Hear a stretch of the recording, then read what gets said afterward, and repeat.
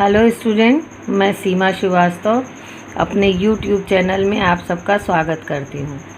बच्चों, आज हम अपनी पाठ्य पुस्तक क्षितिज भाग 2 के तुलसीदास पाठ को पढ़ेंगे और इसमें तुलसीदास जी के रामचरितमानस के उस प्रसंग को लिया गया है जब राम लक्ष्मण का परशुराम जी से संवाद होता है सीता स्वयंवर के समय। तो सबसे पहले हम तुलसीदास जी के बारे में जानते हैं।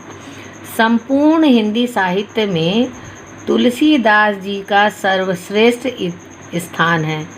इनको हिंदी साहित्य का सूर्य कहा जाता है। इनको हिंदी साहित्य का चंद्रमा कहा जाता है। कहा भी है कि सूर तुलसी शशि, कि सूरदास जी हिंदी साहित्य के सूर्य हैं और तुलसीदास जी हिंदी साहित्य के चंद्रमा हैं। इनको हम एक कवि, विद्वान, लोकनायक, समाज सुधारक, भक्त एवं दार्शनिक के रूप में जानते हैं। इनका जन्म उत्तर प्रदेश के बांदा जिले के राजापुर नामक गांव में सन 1532 में हुआ था, लेकिन कुछ विद्वान इनका जन्म स्थान एटा जिले के सोरू नामक गांव को मानते हैं। बचपन में ही माता पिता का निधन हो गया, जिसके कारण इनका बचपन बहुत कष्टमय व्यतीत हुआ। सौभाग्य से इनकी मुलाकात गुरु नरहरि दास से हो गई। उनसे भक्ति का ज्ञान प्राप्त करके यह राम भक्ति में लग गए। इनका विवाह रत्नावली से हुआ।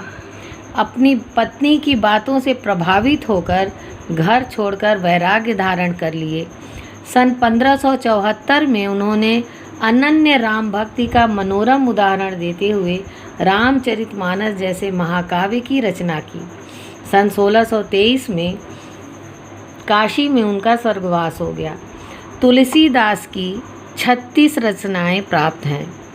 इनमें से केवल 12 रचनाएं ही प्रामाणिक मानी जाती हैं, जिसमें दोहावली, कवितावली, बरवै रामायण, वैराग्य संदीपनी, रामाज्ञा प्रश्न, गीतावली, कृष्ण गीतावली, विनय पत्रिका, रामचरितमानस, रामलला नहछू, पार्वती मंगल तथा जानकी मंगल आदि प्रसिद्ध है। रामचरितमानस संपूर्ण हिंदी साहित्य का सर्वश्रेष्ठ महाकाव्य है। रामचरितमानस को भारत का बाइबिल भी कहा जाता है। महाकवि तुलसीदास अपने युग में का गहन एवं गंभीर अध्ययन किए थे। उनके काव्य में धर्म, दर्शन, संस्कृति, भक्ति का सुंदर समन्वय हुआ है। उन्होंने शैवों और वैष्णवों में, शाक्तों और वैष्णवों में धार्मिक समन्वय किया था। उनका संपूर्ण काव्य मानवता का सच्चा प्रतीकात्मक रूप है। उनके काव्य का भाव पक्ष और कला पक्ष दोनों सशक्त है। उनके काव्य में प्रकृति का मनोहारी चित्रण भी हुआ है। उन्होंने सभी प्रचलित काव्य शैलियों का प्रयोग किया है। अपने आराध्य राम के सगुण और निर्गुण दोनों रूपों का उल्लेख किया है। इनकी भक्ति दास्य भक्ति है। गोस्वामी तुलसीदास जी मुख्यतः अवधी भाषा और ब्रज भाषाओं में साहित्यिक रचनाएं की हैं। इसके अतिरिक्त उन्होंने संस्कृत, उर्दू, फारसी, अरबी आदि के प्रचलित शब्दों को भी अपनाया है। उन्होंने उपमा, रूपक, उत्प्रेक्षा आदि अलंकारों का अधिक प्रयोग किया है और इनकी रचनाओं में चौपाई, दोहा, कवित्त, सोरठा, छप्पई, बरवई आदि छंदों का प्रयोग किया गया है। तो यह हम तुलसीदास जी के बारे में जाने। अब बच्चों, हम राम लक्ष्मण परशुराम संवाद के बारे में थोड़ा सा जान लेते हैं। राम लक्ष्मण परशुराम संवाद यह उस समय का वर्णन है। यह रामचरितमानस से लिया गया है और बाल कांड के अंतर्गत है। यह इसमें उस समय का वर्णन है जब सीता का स्वयंवर होने वाला है और राजा जनक के बुलाने पर विश्वामित्र के साथ राम लक्ष्मण जनकपुरी जाते हैं। विश्वामित्र के साथ इसलिए जाते हैं कि विश्वामित्र राम लक्ष्मण को अपने यज्ञ की पूर्णाहुति के लिए राजा दशरथ से मांग करके अपने साथ लेकर के गए थे। तो राम और लक्ष्मण भी विश्वामित्र के साथ वहाँ जाते हैं और सीता स्वयंवर में राजा जनक की शर्त थी कि स्वयंवर में शिव का धनुष रखा था, जो उस धनुष की प्रत्यंचा को चढ़ा देगा उसी के साथ सीता का विवाह होगा। शिव के धनुष का नाम पिनाक है।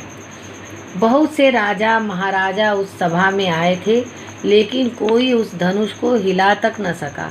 राजा दशरथ को बहुत चिंता हो गई कि क्या हमारी बिटिया का स्वयंवर नहीं हो सकेगा। लेकिन क्या इस संसार से सारे क्षत्रिय बलहीन हो गए हैं? तब लक्ष्मण को जब श्री जनक ऐसा कहते हैं तब लक्ष्मण को थोड़ा क्रोध आ जाता है। लक्ष्मण उग्र स्वभाव के हैं, उनसे कोई बात बर्दाश्त नहीं होती है। विश्वामित्र और राम उन्हें शांत कराते हैं। तब विश्वामित्र जी की आज्ञा ले करके रामचंद्र जी उस धनुष की प्रत्यंजा को चढ़ाते हैं और वह धनुष तेज आवाज़ के साथ खंड खंड हो जाता है। चूँकि वह धनुष ऋषि परशुराम ने राजा जनक के पास रखवाया था, इसलिए धनुष टूटने की गर्जना सुनकर वह तपस्यारत हिमालय पर्वत पर तपस्यारत थे, वहाँ उन्हें आभास हो जाता है और उनकी तंद्रा टूट जाती है, तपस्या भंग हो जाती है और वह आकाश मार्ग से बड़ी तेज़ी में राजा जनक के दरबार में आते हैं और वहाँ पर वह राजा जनक से प्रश्न पूछते हैं कि किसने इस शिव के धनुष को, मेरे गुरु के धनुष को किसने तोड़ा है। अभी वह सामने आए, आप अभी उसका नाम बताइए जिससे कि मैं उसका वध कर सकूं। तब बड़े ही मृदुल वाणी में, कोमल वाणी में श्री रामचंद्र जी उनसे परशुराम जी से कहते हैं, नाथ शंभु धनु भंजनिहारा, हे नाथ शंभु के धनुष को तोड़ने वाला होइए को एक दास तुम्हारा, आपका ही कोई एक दास होगा। तो यह जो धनुष टूटने की बात, राम तो शांत प्रवृत्ति के हैं, लक्ष्मण थोड़ा उग्र स्वभाव के हैं। तो राम लक्ष्मण और परशुराम के बीच जो संवाद होता है, जो बातें होती हैं, उसी का वर्णन यहाँ पर किया गया है, जिसे हम आज की कक्षा में पढ़ेंगे। धन्यवाद।